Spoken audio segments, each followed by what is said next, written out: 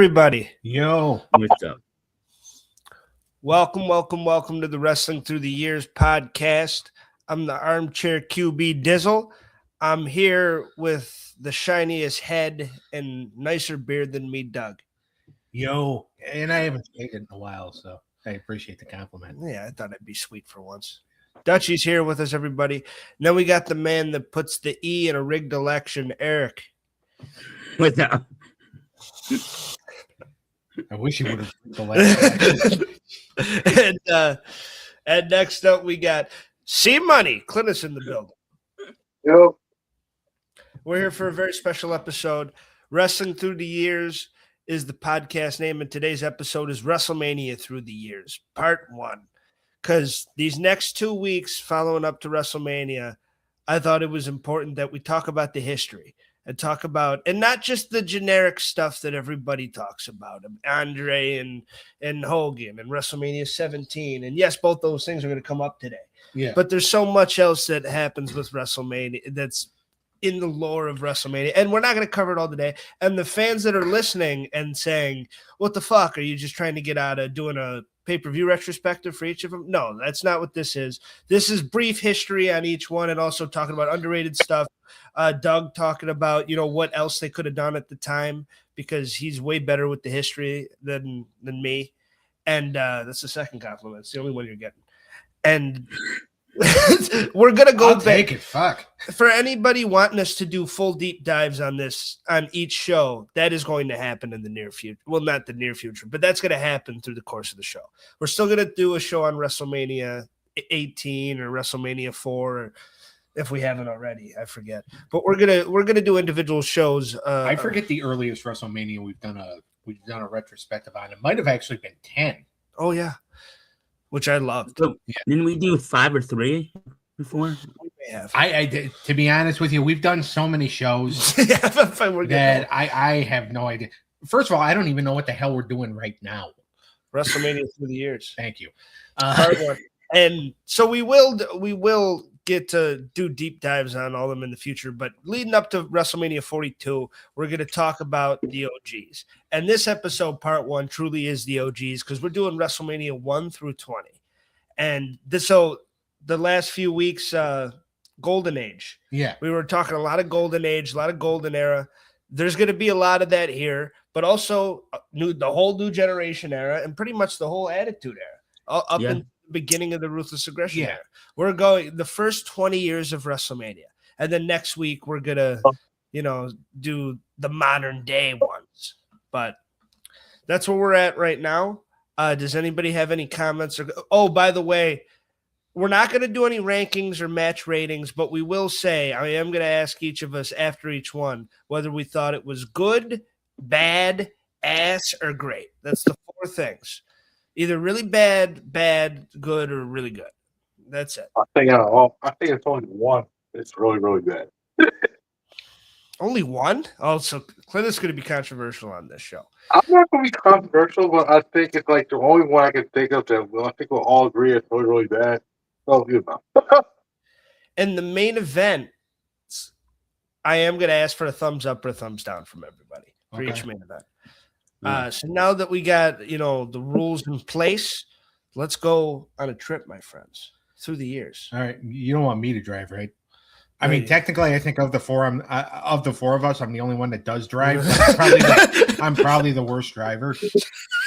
That's crazy. You're not a bad driver. I've been in the car with he gives himself a lot of grief about it. I've seen him he's the master deer evader. If there's a deer, it's not dying today. I can't avoid trash cans, but I can avoid deer. yeah, you can't avoid deer. Now let's start off. You're a very careful driver. He is I'm carefully reckless. I guess not with me. Because I don't want to deal with your mother. March 31st, 1985, Vince McMahon realized his vision of stealing Starrcade. No, I'm just kidding. He realized his vision of bringing WrestleMania a grand, which, that was kind of Dusty's vision with Starrcade. Yeah. Which Starrcade wasn't Stadium. Was it for Starrcade or was it? No, it was Greensboro Coliseum. Okay. They they fit about 20,000 people in there. They thought they could fit 25, but they couldn't, so they had to do like a bunch of closed circuit locations. Okay. But WrestleMania had 19,121 people in attendance. These are all announced numbers, by the way. Yeah. And New York City, Madison Square Garden, which is the Mecca for them. And then, by the way, they also fit people in the theater at Madison Square Garden, and they had a bunch of closed circuit locations. Really? Yeah, because it wasn't pay-per-view at the time. You actually had to watch it on closed circuit television, which, by the way, is the movie theater. That's what closed circuit television was. That's pretty sick, though. Okay. I mean, that idea has been like, I remember when AEW first started running shows, and we would get ads from the theaters. Yeah, about going to the theaters and watch it, and that's always interesting. For an AEW show, no fucking way, because I'm not sitting there for 8 hours. I'm gonna have to pee like 100 times, and in a theater. I mean, if it's an AMC with the recliners, I'll do it. But if it's in a regular theater and I'm fucking sitting like this, just watching, hour long. You gotta go to a movie tavern. Yeah. Oh yeah. I've never been there. Is it cool? Yes. I always hear great things. The movie tavern where you can eat, like get real food and stuff, right? Oh yeah. I heard of that too. Clint, didn't you used to work there? No. Worked at AMC. Oh, okay. The premier movie branch. But WrestleMania 1, here's my take, because I went back and I watched these, and I've seen all of them too. And if you haven't seen them, you just be honest, and we can pass on whatever, because it's a lot of wrestling history here. Yeah, but I won't ridicule you. I mean, well, I'll ridicule her, but not quite. Well, that's another great thing we had last compliment. Another thing we have, Doug, he's seen all of these about 112 times. So, yeah, because I really have no life. Except for WrestleMania 11, which you and me got to have a good experience. Well, yeah, WrestleMania 11 I've only seen once. I've seen 2 of the matches at least 20 times, but the whole event I've only seen one other time besides when we watched it this past week. Yeah. So WrestleMania 1, one of my biggest takeaways was this feels just like how the first Starrcade felt. Yeah. This doesn't have, like, yes, you had your celebrities and stuff, and it did, because Mr. T was in the main event and stuff like that. It did not feel like the spectacle that it became by like WrestleMania 3. The first 2 just felt like, a regular supercard. Yeah. It did not feel like WrestleMania yet. And I don't like, and I think that's why they talk about 3 so much compared to the other 2. And yes, this was a success. It was a big deal. People loved it. It had a lot of people in the building, and you had a historic man, and it worked. And Vince bet everything out. That's the classic story with this one. And that's what the classic story.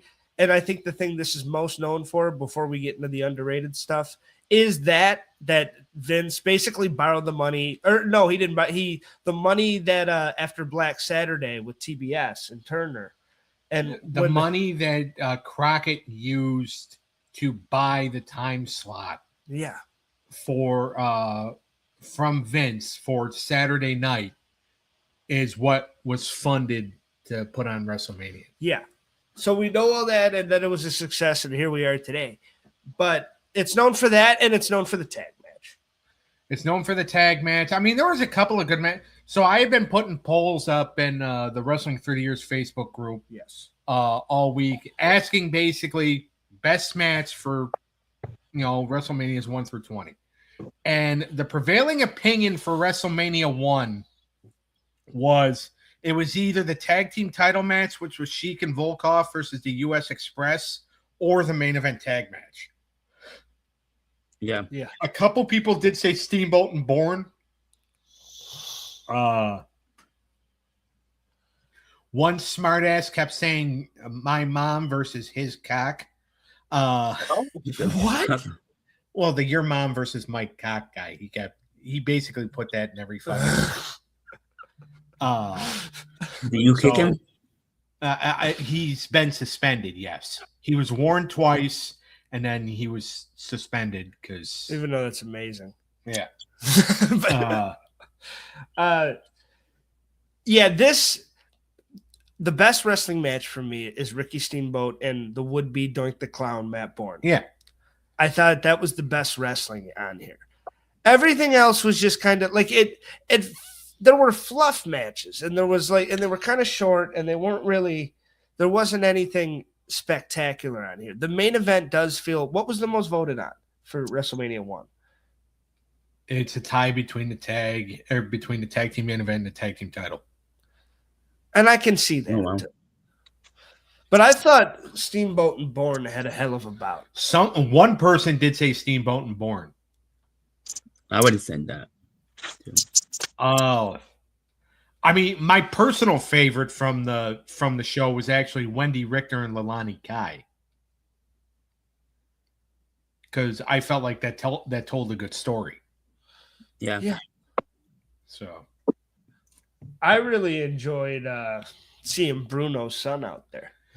Yeah. Even though that match with Beefcake was a beef. Yeah. They beefed it. I didn't think it was that actually great. going to go get my phone so I can actually reference what the hell I posted. Oh, okay. But I thought it was incredible. I like seeing Bruno with his son, and it was cool to see, because Bruno, built that house at Madison Square Garden. He was the big draw for the territories for them. So getting his son and David really never worked out, but it was nice seeing him on the card. And, Brutus Barber Beefcake is not in my top 100 of people that I enjoy watching wrestling, but it was sort of fun. And I like seeing Grab Them Cakes or hearing it. Yeah. With Which JYD he didn't even really have the song yet because the album hadn't come out yet.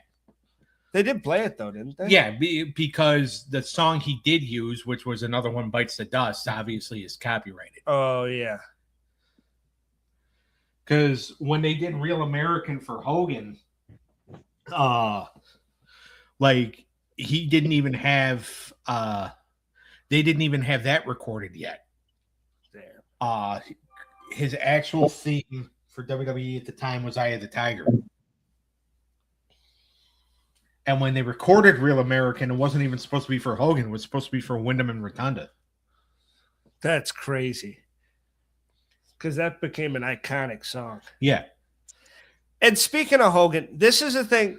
I was going through, and recently I read Roddy Piper's book. Okay. Or I was reading stuff from it. I don't think I didn't read the whole book, but I was reading stuff from it. Now, the first one he did in 2002, right? Because there was a second one that came out after he passed away that he started, but he died. So Colt, his son, and his daughter Ariel finished it. No, the first one. Okay. And he said the people weren't there for Hogan. Even though Hogan this is like the height of Hulkamania. And like you said, I liked seeing Cyndi Lauper out there with Wendy Richter. Yeah, that was amazing. But he's like, more people were there to see me get my ass kicked. I was the big draw. Do you agree with that or no? Or was it the whole package? They were there to see Roddy Piper get beat up, and they were there to see Hulk Hogan be the one to beat up Roddy Piper. Yeah. I would agree with that. Because hearing that or seeing that, it's like I kind of agree with it because I think he was a big part of the promotion of this, especially with the Piper's Pits at the time. He was a big deal yes, Hogan and Mr. T training was a big deal too, but Roddy really sold this he's the first heel in the main event of WrestleMania. Yeah. That's pretty crazy. Wow. Yeah. And not just him, Paul was there too. Right. Which I love Orndorff. But people were there to see Roddy get beat up more than Orndorff. Oh, absolutely. And well, that's like the main highlight of this WrestleMania right there. It's that tag. Focus around this tag match. So would we give the main event a thumbs up or a thumbs down for the first WrestleMania main event? I give it a thumbs up. Thumbs up. I would give it a thumbs up too. Now, let me ask you this.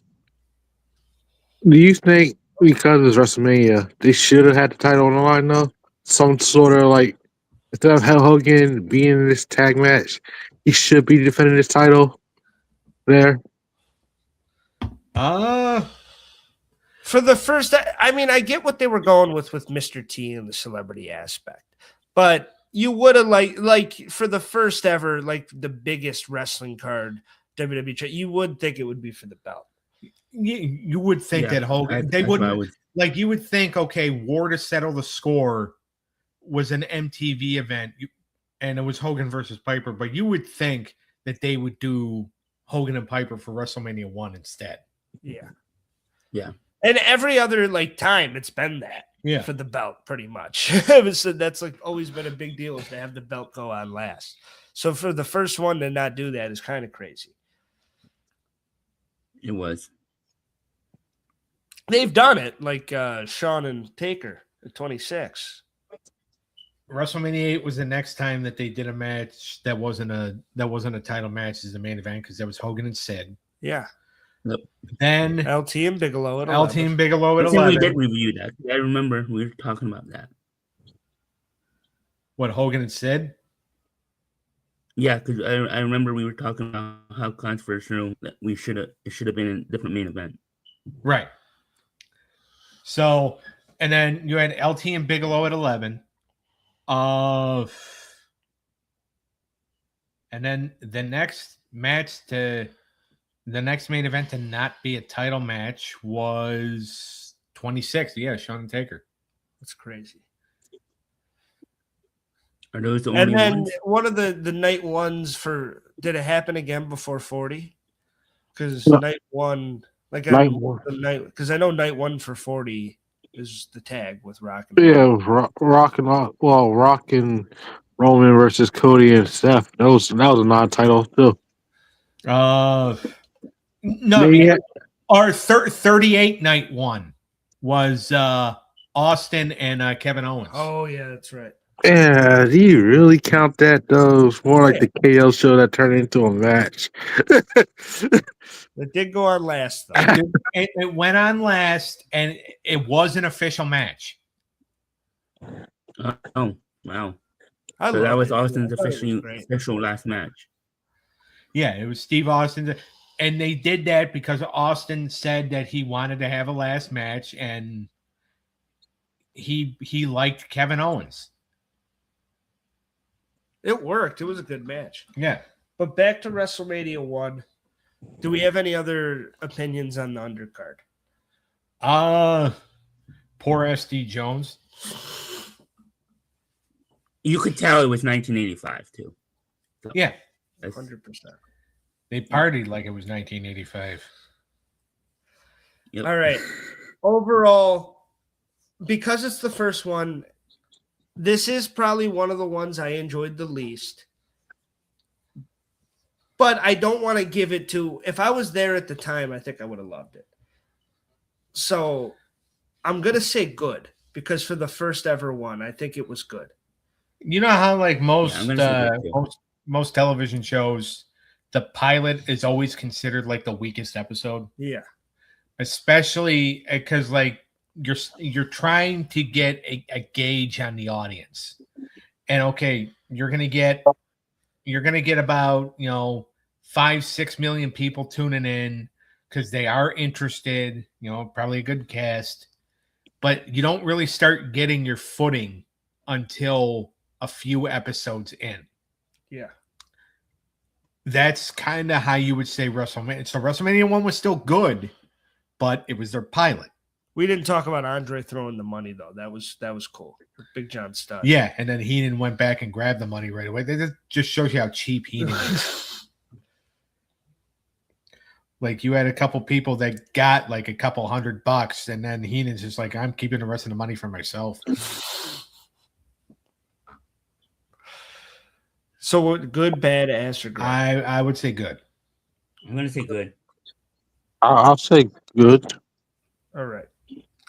Moving on to WrestleMania 2. Eric took himself off camera so he could play with himself. We're in 3 different places, and I think that's what this is most known for. Yeah. Is for that idea and that idea not really working. Because you have an event that's going to have 4 matches, and then people have to watch the rest of the show on closed circuit. So you get live wrestling for an hour, and then for the next 2 hours, you're watching a television screen. Or if you're in the middle, you watch a television screen, then you get your match. Then you watch the matches, and then you have to watch a television screen again. That's crazy. Yeah. I mean, and people bitched when they did the 30th anniversary or the 25th anniversary of Raw or whenever the hell it was. And they did it from the 2 different locations, but they cared more about the show in Long Island than they did the show at the Manhattan Center. Yeah. Because, and a lot of people paid like almost TKO type money for those tickets, and you got 30-second matches. Yeah. And only 2 I remember that. Yep. So 40,000 people combined were in Uniondale, New York, Rosemont, Illinois, and Los Angeles, California. LA, baby. Yep. It's the premier sporting event of the year, what the world has come for. WrestleMania 2. And yet that is what it's most known for. And I do think it's pretty known for Hogan and Bundy in the cage. Yeah. Best match, it was either the NFL Battle Royal, the NFL WWF. Are you talking about the votes or your opinion? The votes. Okay. Either the NFL what? The Battle Royal. All right, so the That's NFL WWE Battle Royal or the tag team title match, which was the Bulldogs and the Dream Team. That was fun. Okay. A couple people did say Bundy and Hogan. Other than that, like it was basically a toss-up between the Battle Royal and the tag titles. If you're getting my opinion, I thought that was a really good tag team title match, but I thought the finish kind of sucked. When Davey rammed Valentine into Dynamite's head and then pinned him.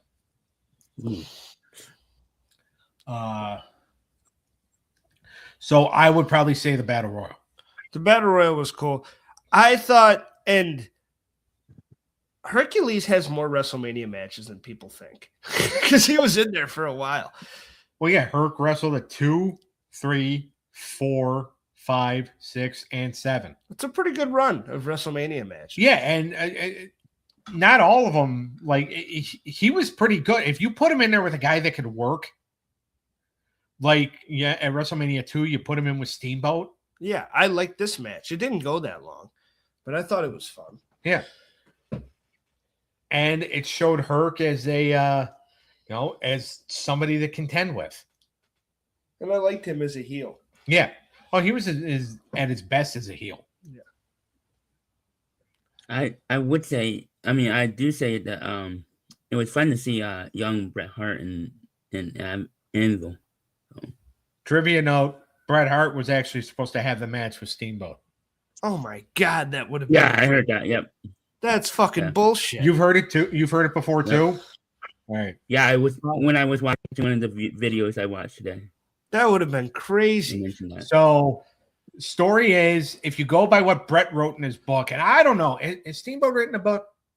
I don't know. He should have. I would agree. I mean, unless his ex-wife Bonnie gets the royalties. But so Bret Hart wrote in his book that he was told in February that, hey, we're going to do WrestleMania 2 and you're going to work with Steamboat. All right, cool. Well, they get a couple weeks go by and they're like, you know what? You're not a big enough star yet to get a high profile match with Ricky Steamboat. So we're going to put you in the Battle Royal instead. Jeez. I mean, he was the last one eliminated. Yeah. If that counts for anything. So him and Bret, Steamboat and Bret actually did a match at Boston Garden. I think it was in March. It might have been, it was either March or February, because it might have actually been the same night that Macho Man beat Tito for the Intercontinental title. Okay. And they go out there and they have a really good match because Steamboat went to Bret and said, let's show them why it should be you and I working each other at WrestleMania and not me and Hercules. Exactly. And they went out there and they had a really good match.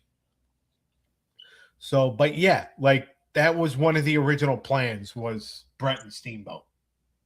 Yeah, that should have happened. That would have been a killer. I think one of the reasons why it would have been match of the night for sure. Yeah. Yeah, that would have made this pay-per-view maybe even good. Which I don't think it is. No. It's not only that the idea didn't. If they had this whole card together, which would be a long one, but they had this whole card together at one building, I still don't think it's that great of a card. New York sucked. Yes. Because that opening match between Orndorff and Morocco was just fucking horrible. And I like Paul Orndorff and I like Don Morocco. Yeah. But it sucked. I'm going to say Macho Man and George Seal were not. That was not really that good. No, not for because George was old and he was never, Yeah, George Steele wasn't a great worker. He was always a great character. Yeah. Whereas, for Macho, he could have done something. It was cool to see him, but yeah, especially what you would see from him next year. And when Steele kicks out of the elbow drop at 1. Yeah. And then George Wells and Jake the Snake Roberts was and the boxing match was just okay. Yeah. So New York sucked. Chicago only got a little better because of the tag titles and the Battle Royal. Because it started off kind of crap. LA was better because you had the Steamboat match. You had a really good tag match with the Funks. By the way, folks, this was Terry Funk's first WrestleMania. Terry Funk did do a WrestleMania before the Attitude Era. It was Haas's too, right? Yeah, Haas. By the way, Dory Funk Jr. Which, why can't you just call him Dory Funk Jr.? Vince needed something to trademark. Yeah. So, but he was more legendary than Terry at the time, in my opinion. Well, yeah, because his career had been long. Overall, I'm way more of a Terry guy, but Yeah. Dory back in the day was a killer. Yeah. And super over. Yeah, exactly. So then, and then obviously Adrian Adonis and Uncle Elmer was what it was. And then you had the cage match, which was a spectacle. Yeah. Okay. But especially what you would see from Hogan for the next, couple years, this fucking, it doesn't pale in comparison. Like, everyone acts like WrestleMania 3 was the first one for a reason. Like, that's the one they talk about. Hogan, Andre, the slam heard around the world. They don't talk about Hogan and Bundy in the big blue cage. It is a cool spectacle. Bundy has never been my favorite. I think he's one of the more overrated big guys. Rest in peace. No disrespect personally. I just never was a huge fan of his work. I do like to go from the first one of him, fucking knocking off Special Delivery Jones in seconds, making a record, to, getting a title match with Hogan the next year. And then he would end up having a huge fall off the year after that. Yeah. Even though Hillbilly Jim, there's nothing wrong with that, but it just was odd. I think, and also too, because the rumor was going around that it was going to be Hogan and Savage. Vince was looking at Randy Savage as Hogan's opponent because they had been working houses. Yeah. And Bundy went up to Vince when he heard that because Bundy did not like Randy Savage at the time because when Bundy worked Randy's dad's territory, International Championship Wrestling, Bundy or the Poffos went up to Bundy and said, "You're too fat. You're going to have a heart attack." the Bundy's words, by the way. So when Bundy heard that Savage was being looked at as main event of WrestleMania 2, he went up to Vince and said, "I'm your main event. I'm bigger. All right. My poops are bigger than Randy Savage. Okay. Like, Randy Savage can't draw you money. I can. What a joke. I get the match with Hogan." Which is hilarious in hindsight. Because if you ask any wrestling historian ever who the bigger draw was between Macho Man and King Kong Bundy, I think they'd take the former. Yeah. Yeah. So I would. But, yeah, I mean, these are all, again, Bundy's words. And that's fine. And it's great to have confidence in everything. And I understand why he thought. And Hogan against a big guy was a formula that worked for so long. Yeah. So, and it did not work here. It's an all right main event. I was going to even give the main event a thumbs up because I do think it's one of the only things that works on this card. But it's not the thing that's Hogan. Hogan is known for, and we're going to get into these things, so I feel bad like naming them now, but he's known for the Andre match. And Hogan's known for a lot of things, but WrestleMania-wise, the Andre match, the Mega Powers exploding, shit like passing the torch to Warrior, the Rock match later. Like, there's a lot of Hogan WrestleMania spectacles that are talked about in history, and this ain't one of them. Right. Yeah, this one really doesn't get brought up a lot. They do to be, Hogan was in a cage sometimes, and I love the big blue cage. I know there's dividing opinions on that, but I always thought it was cool looking. All right. I'm going to give the main event a thumbs up. You too. I will, though. All right. Eric thought thumbs down. He thought it sucked. Well, your poops are, King Kong Bundy's poops are bigger than you, too. I mean, we can't all agree. Noku's poops are bigger than him.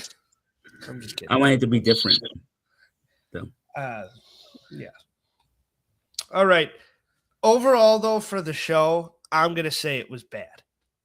I'm not going to say ass. I'm not going to say ass either, but I will say bad. I don't think it's good. I think, obviously, the formula didn't work. That's why they would never do it again for WrestleMania.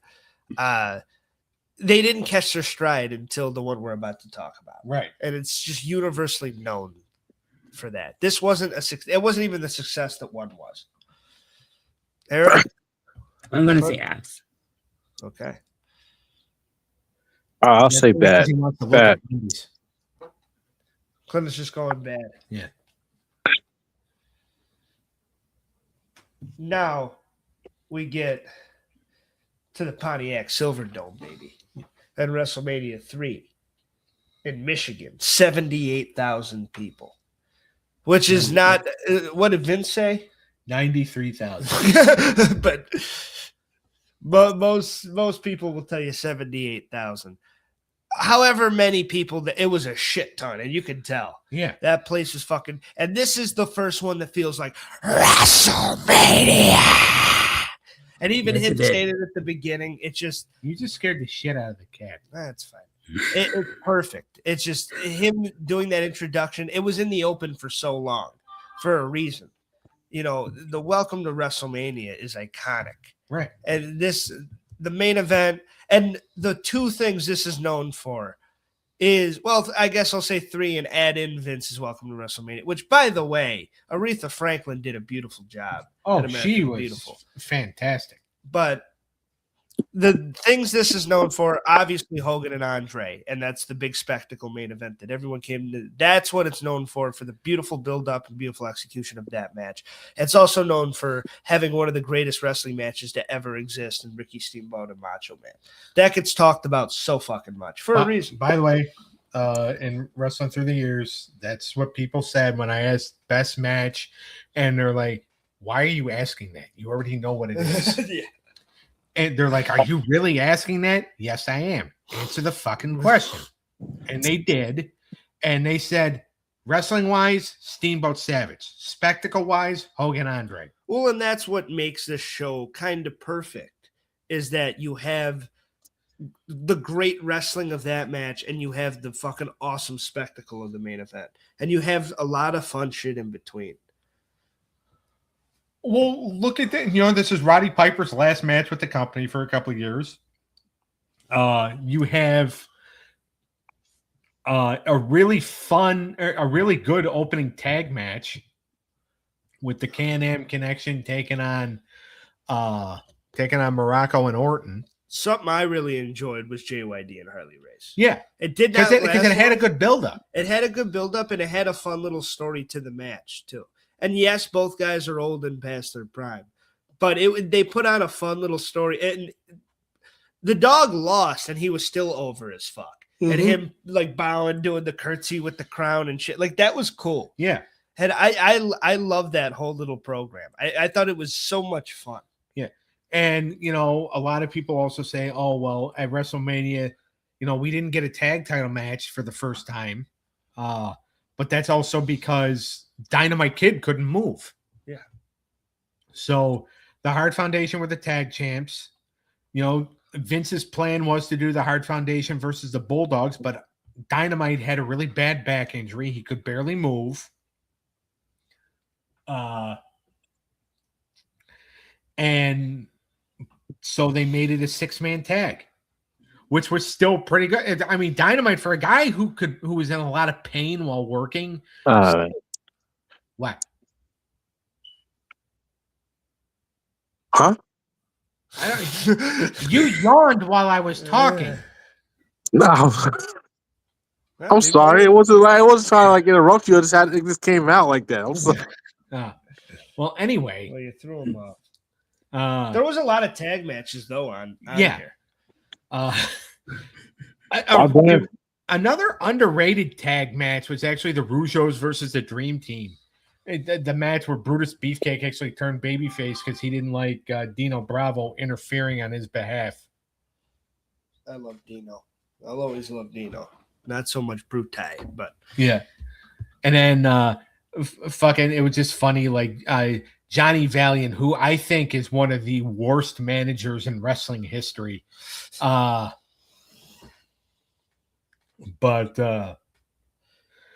I like Sheik and Koloff versus the Killer Bees. That's a damn good co-main. I love just because Brian Blair. What's the other Jim Brunzell? Yeah, I always loved Jim Brunzell, and he's one of the old territory workers. I like them when the High Flyers with Greg, and I liked him here. Great tag guy. Yeah, really damn good tag guy. And by the way, Brian Blair, up until Hulk Hogan's passing, was actually a very good friend of Hulk Hogan. All right, Hulk's the reason why Blair and Brunzell were in the WWF. The Killer Bees for the time, it honestly didn't come off as hokey as you would think. No. Like, even me just saying the Killer Bees, I know some casual people are like, what the fuck? But it's not like they made it work. It was a fun little gimmick, and they were a cool tag team. Yeah, and remember when they freshened things up a little bit when they introduced the masks. Yeah. So I really enjoy this card. Obviously, the main event. First of all, the MVP of this card is Bobby Heenan because he's everywhere. Yeah. He's plastered all over the fucking thing, and he's perfect. Every reaction, every motion, everything he does. Remember, he even did commentary for one of the matches. That's right.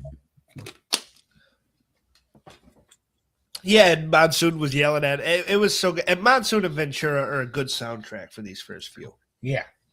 I really like them on the call. Hogan and Andre obviously gets a huge thumbs up. Definitely. whether you're one of those nerds that's like, well, it's not like a technical wrestling match. This doesn't need to be that. Quit being a diva. It does not need to be that. What it needs to be is what it is, and it's one of the most spectacular main events ever seen. And it. I don't know. I'm just trying to keep the damn thing clean. You're like the dog and Up. Up dog. Yeah.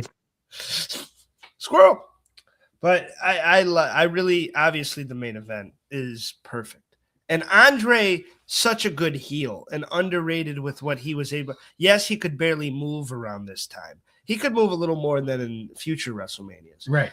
But he tried everything to make Hogan look like a fucking beast. Yeah. And the match is still fun. It still holds up. And it's still a good time. To hear those reactions, people fucking loved Hogan. And that's why when Hogan passed, you can say what you want about Hogan, and a lot of people will.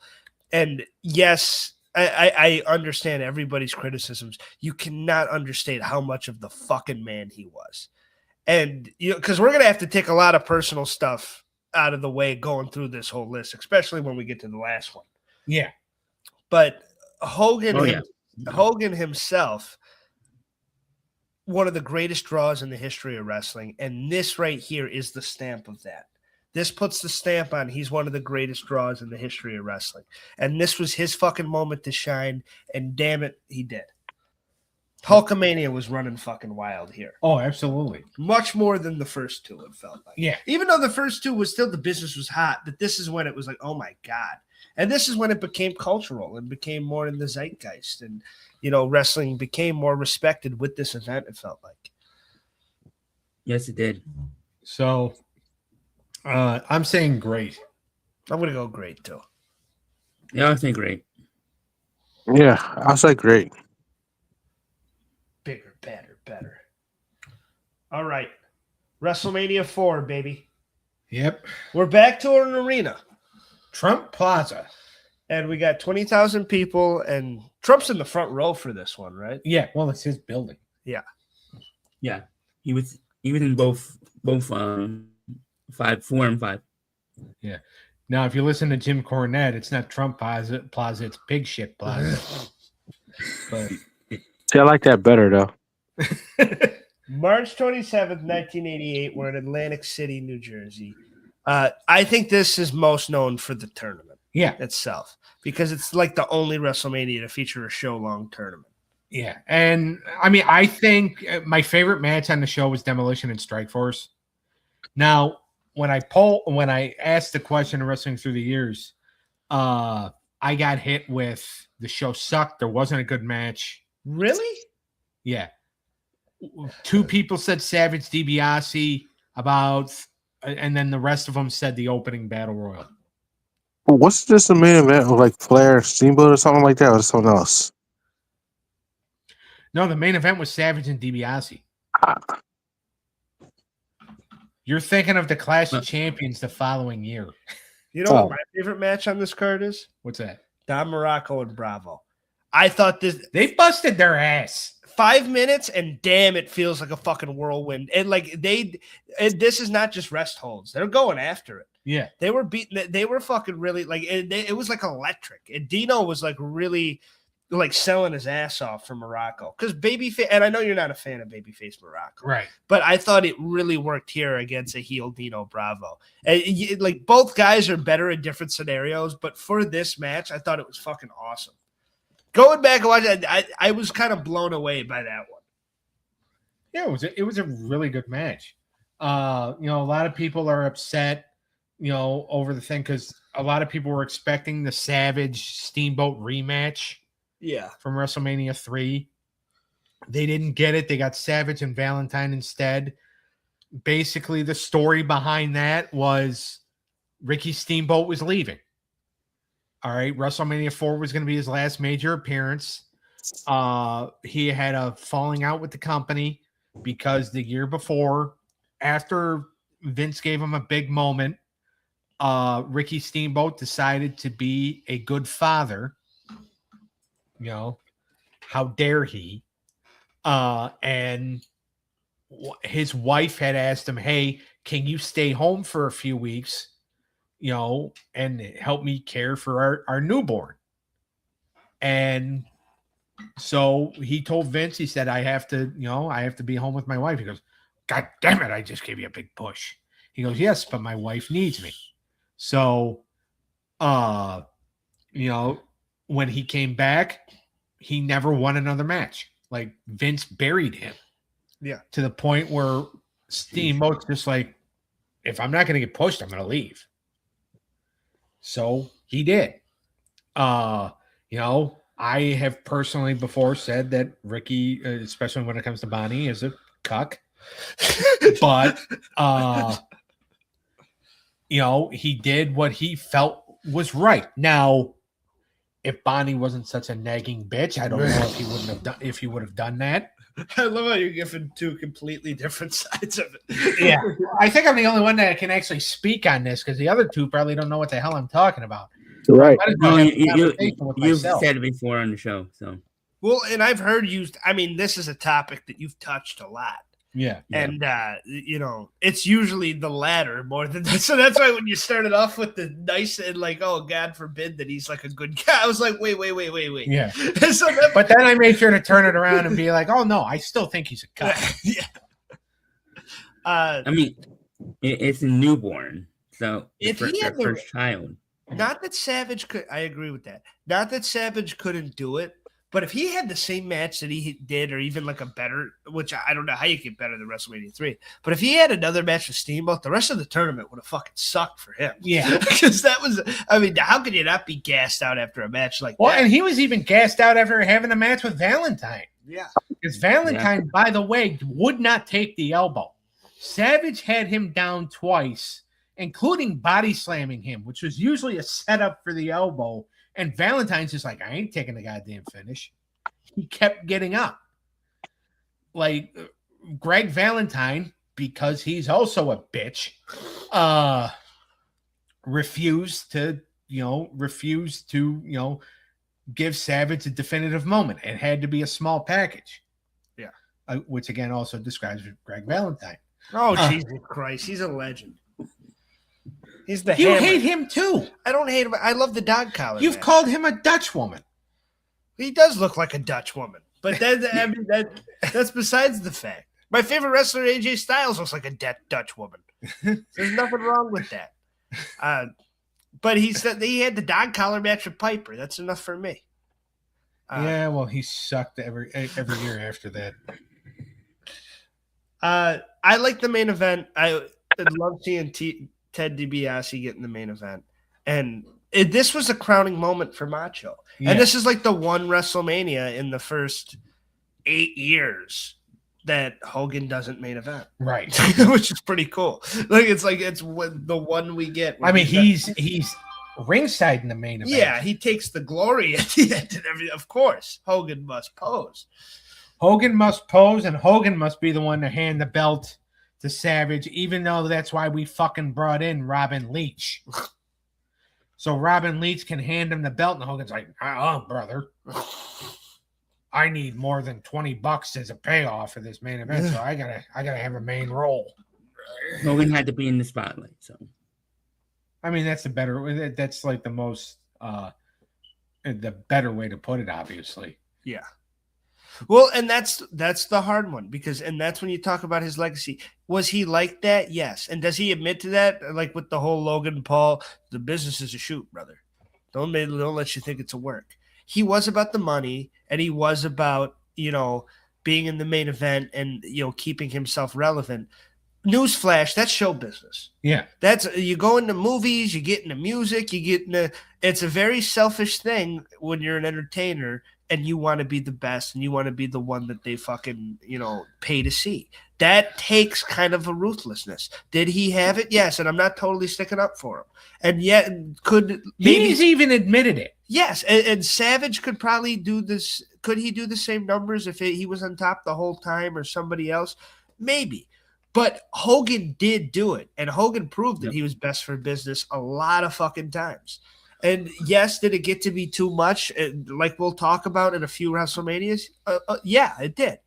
But for a while, he was the reason that the crowd was coming. Yeah. And he was there was people that didn't know what WWE was that knew what Hogan was. Right. And that hasn't happened really ever since. John Cena is the only one that maybe. But every other person, Roman Reigns, he does WWE, right? Everybody else, John Cena is like, it's John Cena. Maybe The Rock, but even The Rock, he used to do WWE. Hogan, like those guys transcended a little bit. Right. Yeah. It's the same thing in sports. Yeah. Michael Jordan. I mean, and the thing with Hogan too is that like he even like when they did the biography on the NWO, right? They brought up Starrcade. And Bischoff will contend to this day that Hogan only did what he did, not wanting to do the finish because Sting didn't look like he was in the right mind. In the NWO documentary, for that NWO biography, Hogan himself said, I needed to make sure that I was still going to be on top. I was afraid a loss was going to hurt me. Which is crazy. Okay. That is what he said. Now and that is the only time that he has admitted that, because he's usually like him and Bischoff have always had the argument that Sting wasn't in the right mind. But on that special, and Bischoff even said that Hogan was being a little selfish on that special. But everywhere else that he's done an interview about that since, it was, Sting wasn't in the right mind. That NWO biography is the only time that both Hogan and Bischoff have admitted that Hogan was being selfish. Yeah. Mm-hmm. Which I still think I don't think that they should have, and this isn't a Starrcade through the years, but I do think that they could have still done the fuck finish.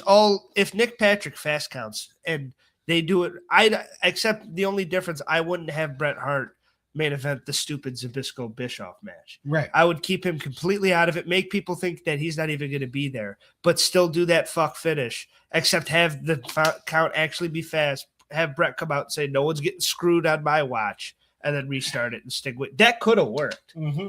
It's just obviously the way they tried to do it, they fucked it up. Yeah.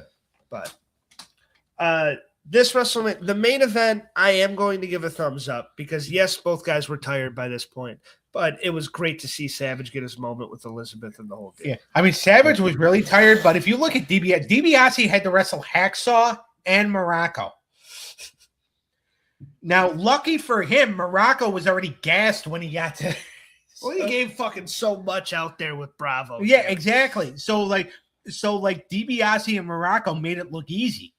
And that's the thing about show long tournaments. The best one is the Survivor Series with in the Russo era, 98.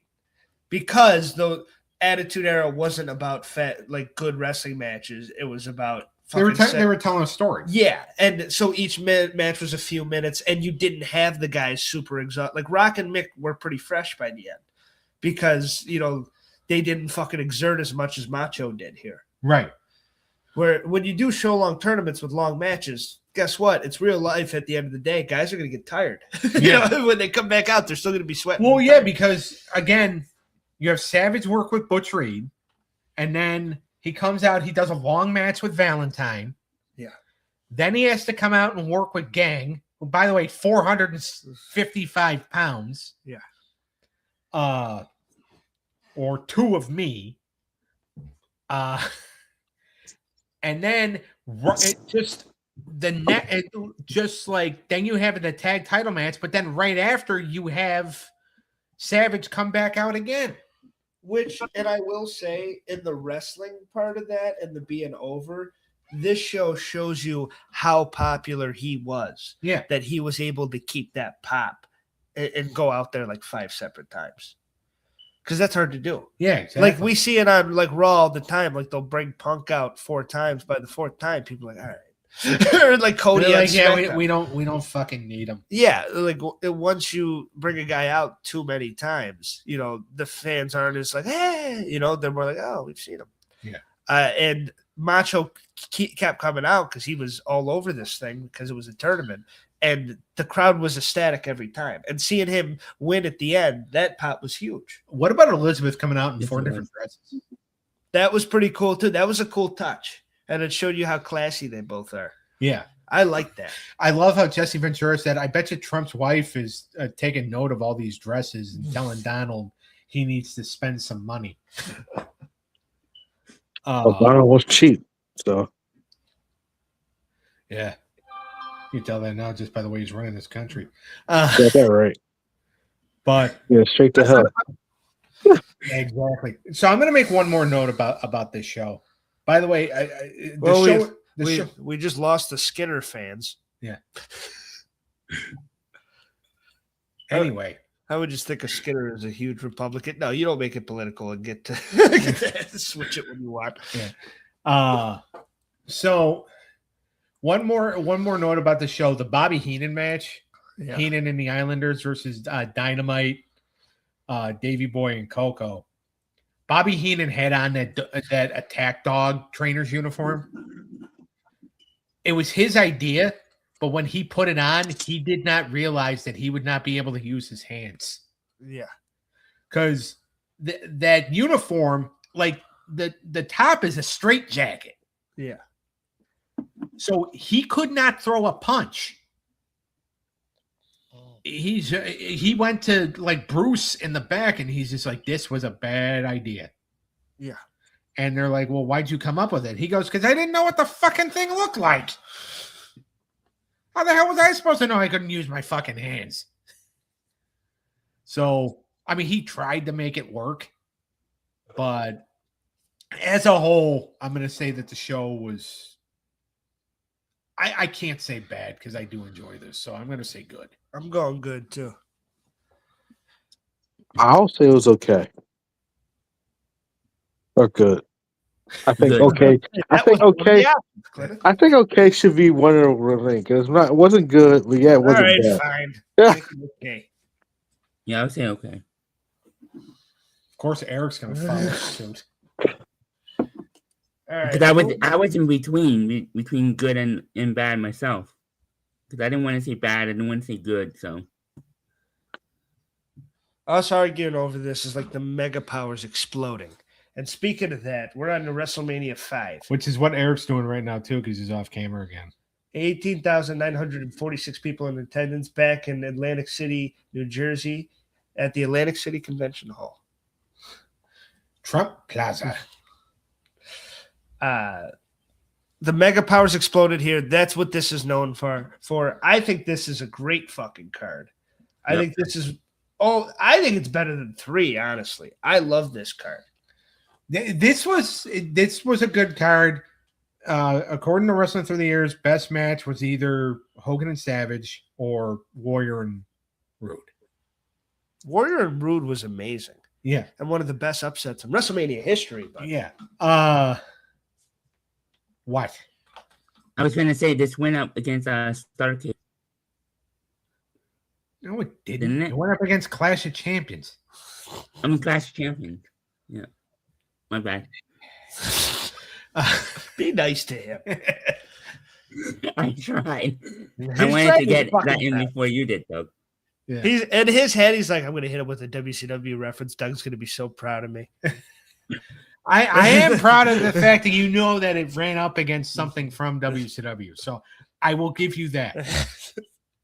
I don't know why I But I don't like to give you a lot of credit because usually after I give you credit, you piss me off 10 minutes later. Well, that's how it goes.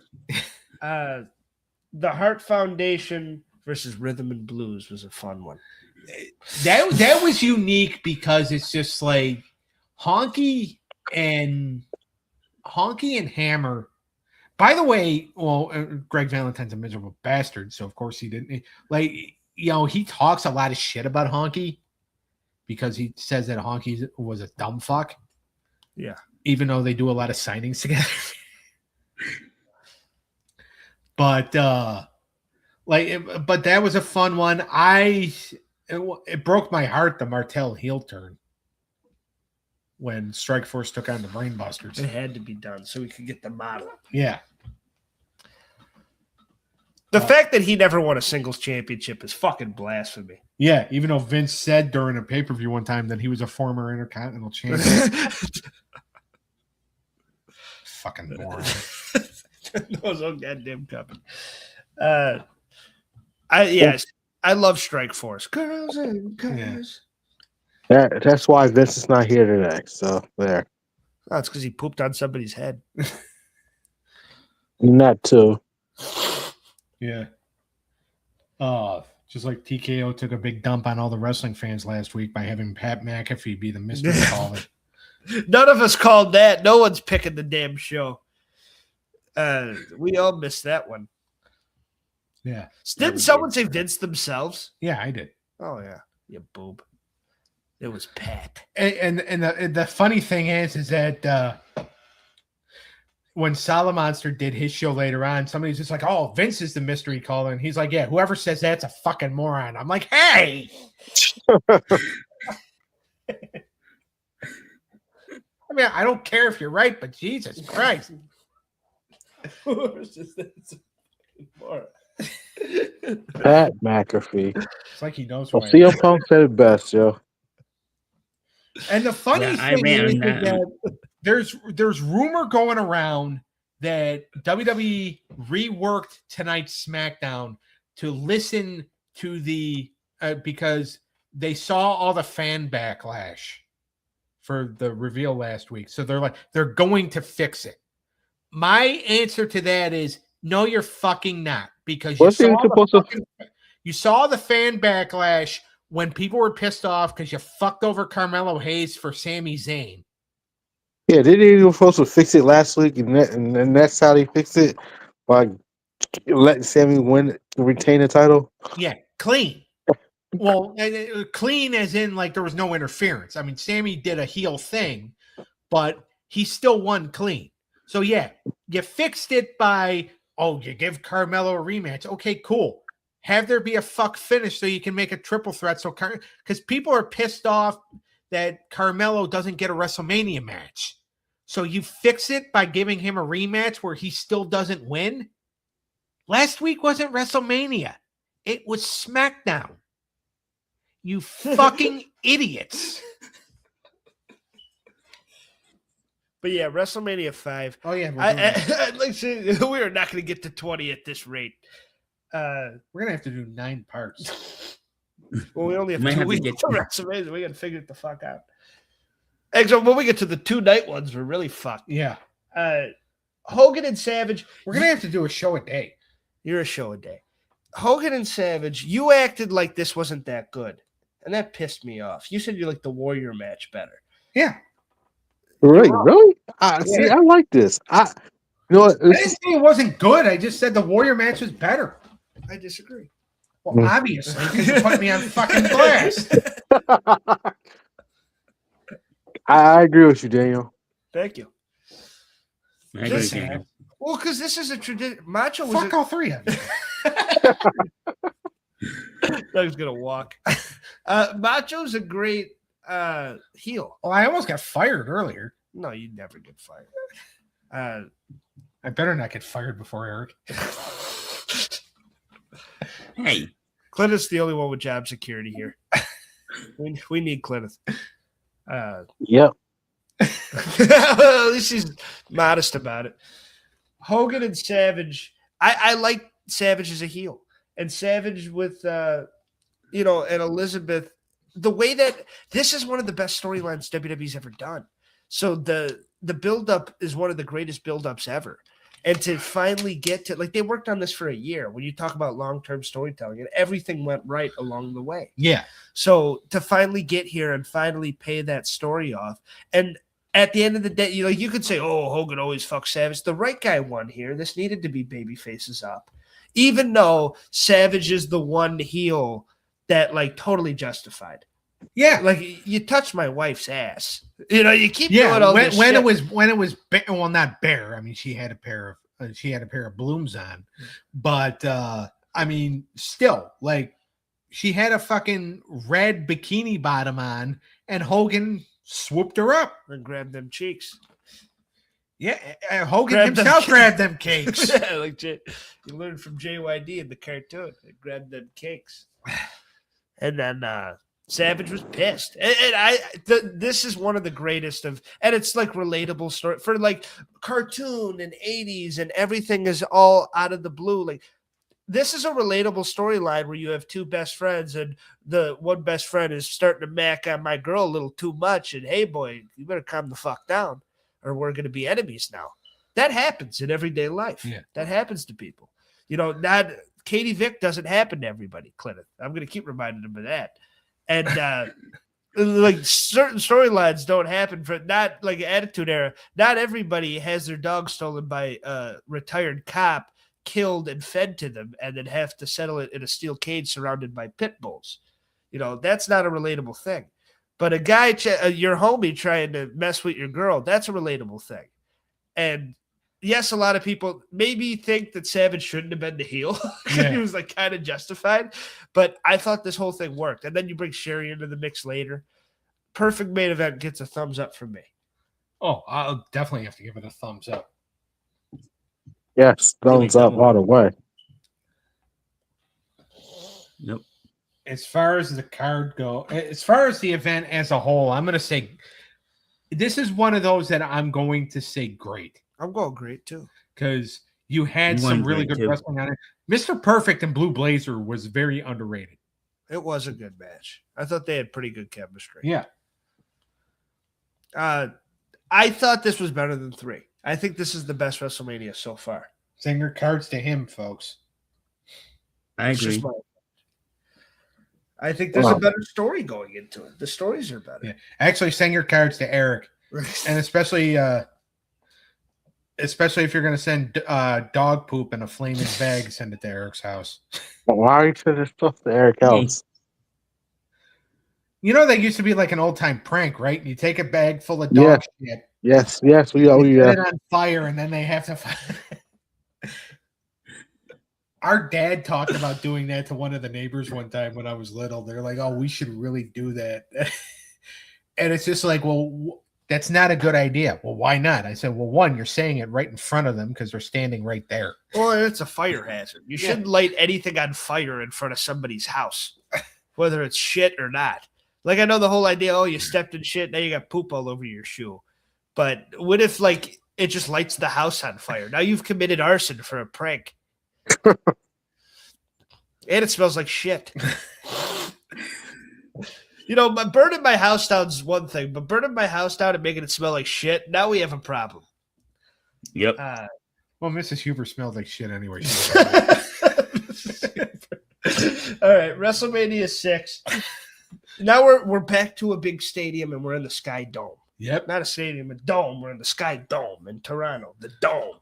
And we have 67,000 people there. And in the Dome. And this is WrestleMania 6, and this is mostly known. I think it's like only known for the passing of the torch, Hogan the Warrior. Yeah. That's what this whole thing is built about. Couple other big moments. Andre's last like official WWF match. And he got the big send-off. After him and Haku lost the tag titles. So known for that. Also, obviously known for Piper doing his little bit that I can't really talk about because it's actually, we're not monetized, so no harm, no foul, but I've seen podcasts get demonetized over just mentioning it. Yeah. And also for the fact that they had really old celebrities. And Sean Mooney doing an interview with Mary Tyler Moore, which she had no idea what the fuck she was even talking about. Was the business slowing down? And can you even say that when you get this many people inside a dome? Business was not slowing down. They did the right thing by holding it in Canada. Because WWF was still a stronghold in Canada. So, did you have anything for after that? I know you've been plotting that for 3 minutes. This is the ultimate challenge. Yeah. Hogan and Warrior. And the match was actually pretty good for two guys that had no idea how to fucking work. I like the Rude matches, and there's Ultimate Warriors had a handful of all right matches. I think this is probably his best match. Until you get to I've seen seven. a lot. The Ultimate Warrior. Oh, you think Macho is? Well, no, I think Ultimate Warrior's best match was SummerSlam '89 against Rude. Yeah, I think it's this one. I think this is the best match he ever had. Well, it was two fucking gladiators going at it. Yeah. And it was two of the more beloved gladiators too, by the way. It wasn't just babyface versus babyface. We're used to seeing Hogan versus a fat guy or Hogan versus a smaller guy. Now we're seeing Hogan versus a guy that looks exactly like him, but with face paint and on cocaine. And more hair. Yeah. It's face versus face in this case that made it work. And people shun the babyface versus babyface match. A lot of people think that match can't work. This is proof. It did here. Yeah, this is proof that it can. And that pop when Warrior finally won, everybody was so excited for Hogan wrote, and Hogan in his books. I think he was working a lot in those books. But he even said on Hogan, Warrior pinned me and nobody cared. I think a lot of people cared in the building. A lot of people went nuts when he won. So that it was a big fucking deal. I was kind of upset that he won now. I was a Hogan fan. Oh, you were a Hulkamaniac. I was. And I was. But I had no idea who, like you said earlier, I was not really a wrestling fan. I was a Hogan fan for like the toys aspect. No idea what wrestling really was until like 97. Yeah. So, Pro Wrestling Evolution says that Warrior's best match was at 6. So he agrees with me. Yeah. I mean, he says I disagree, so I'm assuming he disagrees with me. Oh, no, I disagree. Warrior's best match was at... Oh, that could go either way. Yeah. He either thinks it or he doesn't. That it's the best match. So, yeah, I leave that up to interpretation. I enjoyed the hell out of it. And I think this was an important moment. Yes, he wasn't... Like, people act like it's a flop just because he didn't really get to run with the ball because he kind of dropped the ball. But I thought it worked. Like, for the event itself, it was a huge deal still. It still worked for what it was supposed to do. And I think Warrior was like, even if it's not as at his best, this is when he was the most popular for sure. Yeah. People fucking loved him here. And getting this, I thought it was a good passing of the torch moment and Hogan giving him the belt. Again, he's got to give the guy the belt. Yeah. Which I don't think this one was planned either. He just grabbed it. Fucking Yeah. It was basically, he even admitted, he goes, I had to take the moment back from the Warrior. And Bruce is just like, oh no, it was a passing of the torch. It's like, no, he's even said that he was trying to sabotage Warrior. Like, he was actually admitting it. Yeah.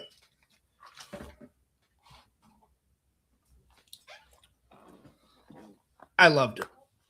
Thumbs up. Definitely, the match was definitely a thumbs up. I'm gonna say the card was.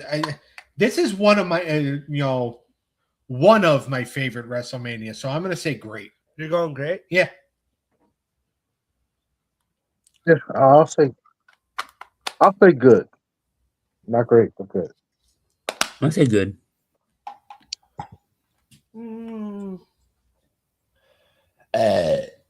Pig. Sound like you had some good food. I haven't even eaten yet. Yeah. I like Dusty and Macho. Yeah. The mixed tag was pretty good. DiBiase and Jake was really good. By the way, people in Wrestling Through the Years said that it was the best match was either Warrior and Hogan or DiBiase and Jake.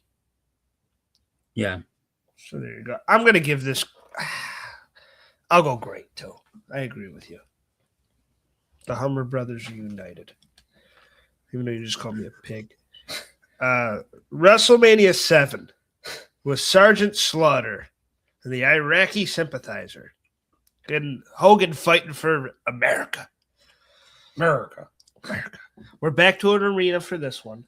Yeah. It was supposed to be in the LA Sports Coliseum, but the fact that they were having an Iraqi sympathizer as the champion, Vince figured it's like, oh no, we could get bombed. No shit. Los Angeles, California, at the LA Memorial Sports Arena. California, yeah. 16,000 people in attendance. I think this is when the business is starting to slow down. Oh, yeah. 100%. If you're going to, you can't really market by WrestleManias, but if you were to market by WrestleManias, I think here is when it's really starting to slow down. WrestleMania 8 brings it back, so that's why it's hard to say. Yeah. But, yeah, definitely not as hot as it used to be. No, not at all. But there was some good matches. There's still a lot of good shit. Hart Foundation and Nasty Boys was a really good match. Hart Foundation had a string of great WrestleMania matches at that point. The Rockers versus Barbarian and Haku was actually a pretty decent opener. Yeah. I don't care if people crap on it or not. I still enjoyed the blindfold match with Jake the Snake and the Model. Dude, I love the psychology of that match. I like the people that call it bad. I love it. I think it really works, and it worked for the story. Yeah, because he blinded Jake with the spray, with the arrogance. Yeah. So I think that's a good payoff match for WrestleMania. Yeah. And obviously Savage and Warrior in the career-ending match, and then the whole thing with Elizabeth after. By the way, that was such a sweet moment. Wrestling Through the Years said that the majority of Wrestling Through the Years Facebook group said that was the best match. A couple people also said that they really enjoyed the blindfold match. Somebody put over Bossman and Perfect. Yeah. Which that finish was actually screwed up because when Andre hit Perfect with the belt, Haku and Barbarian were supposed to run out and interrupt the pinfall. They missed their cue. Oh. So Perfect had to kick out. Yeah. Imagine if he didn't kick out. Well, no, because like you're not talking about the cue in the main event, are you? Because there's a missed cue there with Shango, right? Or is that the next year? It's WrestleMania 8. Oh, okay. No, this. Well, when you watch all of them in a row, goddamn, they start to blend. Yeah, that's very true. This is one I used to watch a lot because you had these on VHS. I had the VHS tape, yeah. And Slaughter and Hogan, I always thought was a pretty good spectacle main event, honestly. I don't think it's that bad. I know a lot of people shit on it for this being that and taking Warriors moment away and all that. But I think it's honestly, like, I'm not giving it a thumbs down. I know the rest of the panel here probably will. But I think it kind of, like, for Slaughter's last big thing, he was working his ass off. He was trying to make it work. This was while actually, getting death threats. Like, these guys were actually trying to trying to have a wrestling match. And they go 25 minutes. Two guys who are not necessarily known for going 25 minutes. Yeah. They go 25 minutes, and they're actually trying to do wrestling holds on each other. So it was the most technical Hogan had ever been. Yeah, so I'm going to agree with you, and I'm going to give the main event a thumbs up. It got a little slow at points, but it still had a good finish. Hogan looked great.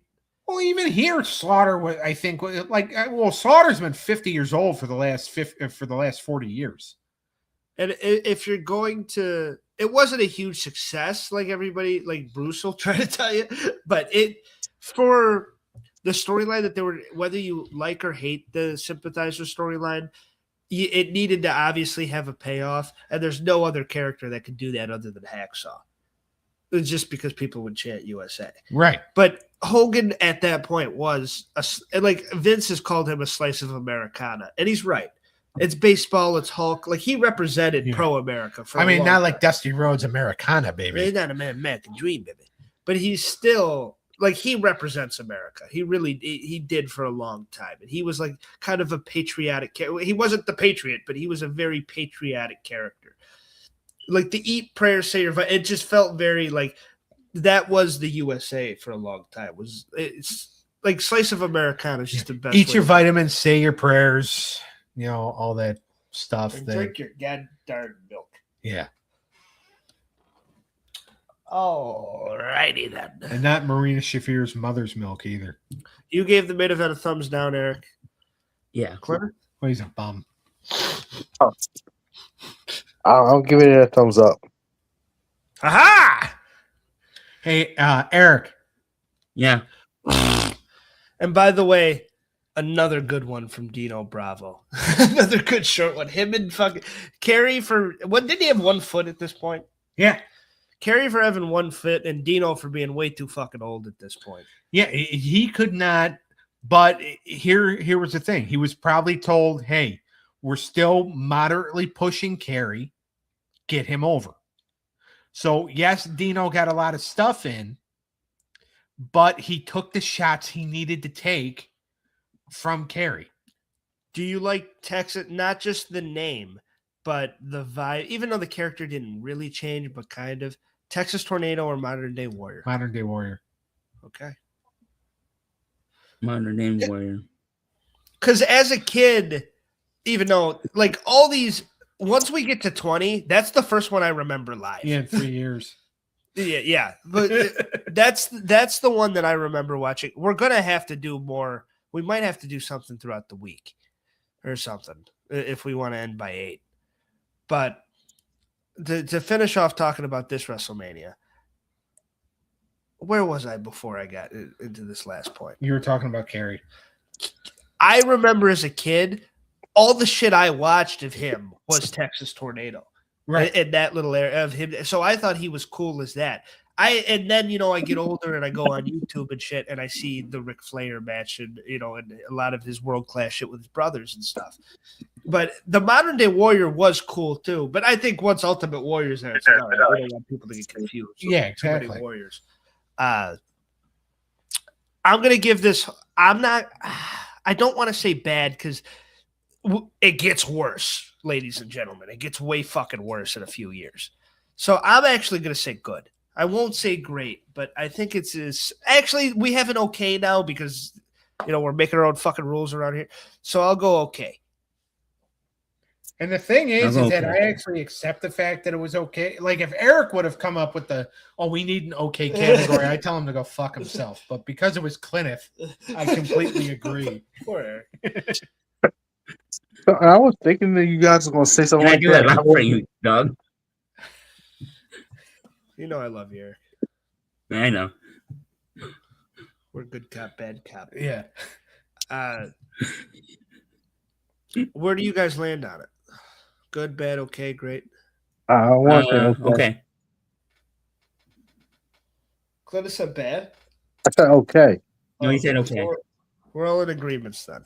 No, I'm saying great. You went great? Yeah. You think this is a great WrestleMania? Because I enjoyed it when I was a kid. Okay. Well, that's enough. Fair enough. I mean, sometimes that's all that matters. Once we get to the next, like Doug said, in 3 years, once we get to the later, I mean, that's the stuff WrestleMania 21, 22, like that's the stuff I grew up during. Yeah. And I'm going to have a huge bias to those. Yeah. I have a huge bias to 6, 7, and 8. And also 5 kind of as well. Which is great because going back as a fan now, 5 in that, what's that year? 88, 7, 88? 5 was in 89. I think 89 is like one of the best years for WWF. Yeah. In my opinion. I love 89. So I think that's why I love that one. This year was a little more spotty. But to each their own. You think it was great? It was great. All right. Now to your favorite WrestleMania of all time. Yeah. WrestleMania 8.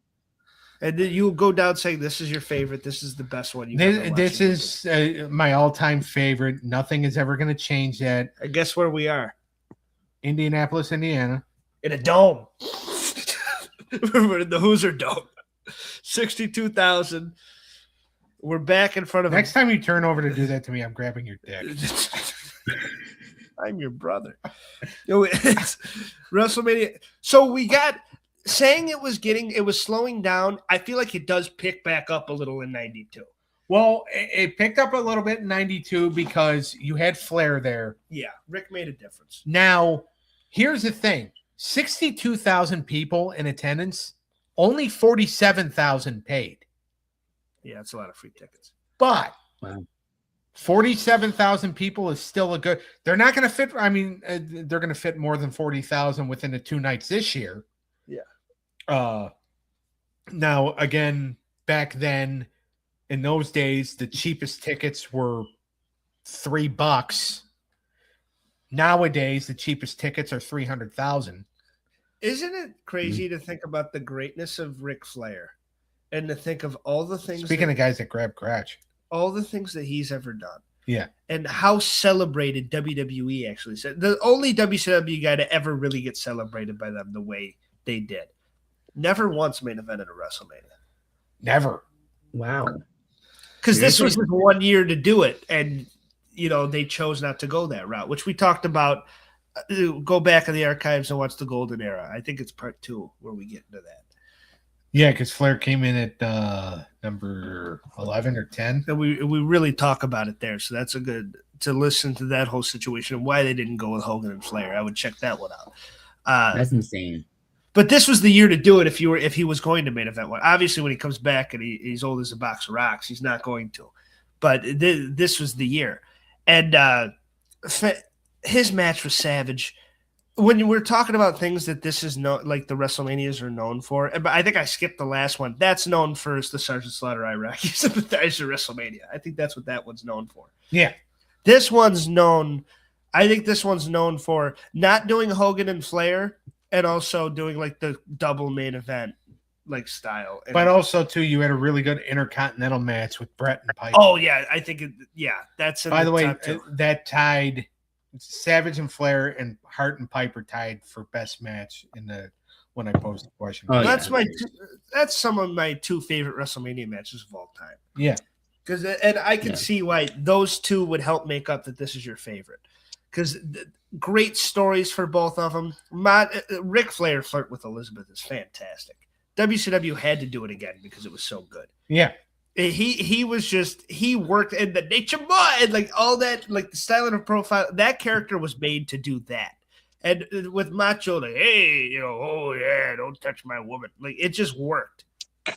And that was a good to use Elizabeth for him as a baby face. That was a good way to do that. Yeah. And I liked him getting the belt again. Yeah. And here's a funny thing. And I know we're kind of running short on time. But so British Bulldog and Berserker were supposed to be a match on here, right? And they were really trying to start pushing Davey Boy. Yeah. Okay. Now, Flair and Savage ran a little long. So they were, and this was around the time too, to where WrestleMania wasn't 3+ hours anymore. Yeah. They lost an hour. Yeah. Like Vince, to save money, cut back on the time. So you lose an hour, which is one reason why they were only having 9 or 10 matches in the first place. So Savage and Flair goes a little over because they do the extracurricular bullshit. So now you get to the point to where you only have about 20, 25 minutes left in the pay-per-view. 20 of that has to go to Hogan. Yeah. Because it's Hulk Hogan, brother. So they only had they had one spot left for like a 90-second match. They told Davey, they said, all right, it's going to be you. And he's like, fuck, I can't do 90 seconds against the Berserker. I'm not doing it. So they looked at Skinner and Owen Hart and they're like, can you guys go out there and do 90 seconds? And they're like, yeah. Skinner's like, I can only go 90 seconds. Yeah. Yeah. And now Skinner got the majority of the offense in. So it was kind of stupid. But Owen sold his ass off. Yeah. They went out there. They did their thing because Davey's just like, no, I need more time. What are you going to fucking do? You're going to tell Hogan, oh, sorry, brother, but even though you're the biggest fucking star we've ever had, Davey Boy needs at least 6 minutes with Berserker. So instead of getting your 20, you're only going to get 13. Hogan would fucking fire you, even if he didn't have the power. Yeah. Which, by the way, this is the first main event. I'm going to give a thumbs down. I'm sorry, Doug. Oh, the match was horrible. Like Flair and Macho obviously should have gone on last. Yeah. And it just made no sense that I get it, it's Hogan and it's Hogan's there, but this is the first one. And 8 and 9 are kind of similar. It's like, why is Hogan there? Like why is he in like him and Sid was a fun program, and I'd like set that up in the Rumble. That would have been a cool co-main. But why do that in the main event? And it just didn't really work. And the wrong guy won. Like, if you're going to build up fucking Sid, build up Sid. Like, nothing was good about that. And that's the only kind of thing that I'm going to say this is great. I think it's a great fucking – I do love this WrestleMania in my own right. I think it's awesome. I'm going to say great too, but I am going to give the main event a thumbs down.